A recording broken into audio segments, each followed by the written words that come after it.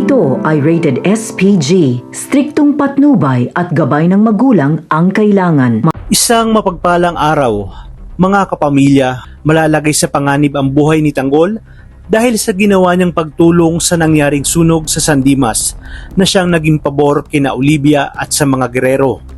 Sa kalagitnaan ng pangangampanya ay makikita ni Miguelito si David na malaki ang atraso sa kanya, kaya naman pinahabol niya ito sa kanyang mga tauhan. Natakasan man ni David si Ramon, ngunit sa pagkakataong ito ay tiyak na hindi na ito makakaligtas sa mga kamay ni Miguelito. Kaya naman sa isang abandonadong lugar, nagkaharap muli sina Miguelito at David. Hindi alam ni Miguelito at David na nasundan pala sila ni Tanggol.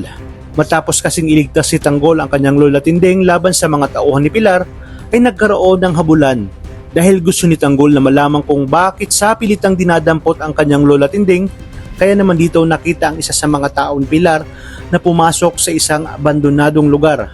At laking gulat niya na naroon si David at si Miguelito. Inisip ni Tanggol na isa ito sa mga balak ng mga gerero ang idamay ang kanyang pamilya.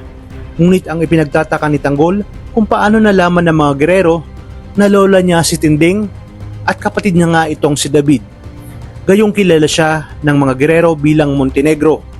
Haharapin na sana ni Tanggol sina David at Miguelito nang bigla niyang makita ang isang makapal na usok at sigawan ng mga tao na may sunog umano.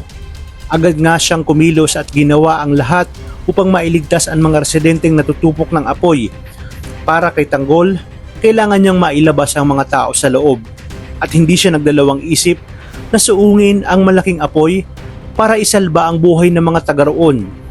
Hiyawan at sigawan ng mga tao nang isa-isang nailalabas ni Tanggol ang mga nadamay sa sunog. Nagkaroon ng bayanihan sa pangunguna ni Tanggol dahil wala pa nga ang bumbero. Nagtulungan-tulungan sila upang maapula ang apoy. Ngunit dahil masyado ng malaki ang sunog ay nahirapan na sila. Kaya naman isinuong ni Tanggol ang kanyang buhay para mailigtas ang mga natitirang tao na natrap sa loob hanggang sa lalabas na sana siya sa isang bahay. Ngunit naging delikado na para sa kanya.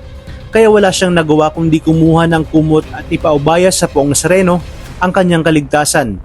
Di nagtagal ay dumating na ang mga bumbero at nailabas si Tanggol ng walang malay. Agad siyang sinugod sa ospital at agad na pinuntahan ni Marites at Ramon. Nakarating nga ito kay Rigor at sinabi nito na kinaraman na umano ang demonyong si Tanggol. Dasal pa nga niya na sana'y hindi na magkamalay si Tanggol. Ano kaya ang kahihinatnan ng mga tagpong ito? Ito kaya ang magpapapanalo kay Tanggol pag nagkataon dahil mapupunta sa kanya ang simpatya ng mga taong bayan dahil sa kabayanihang ginawa nito.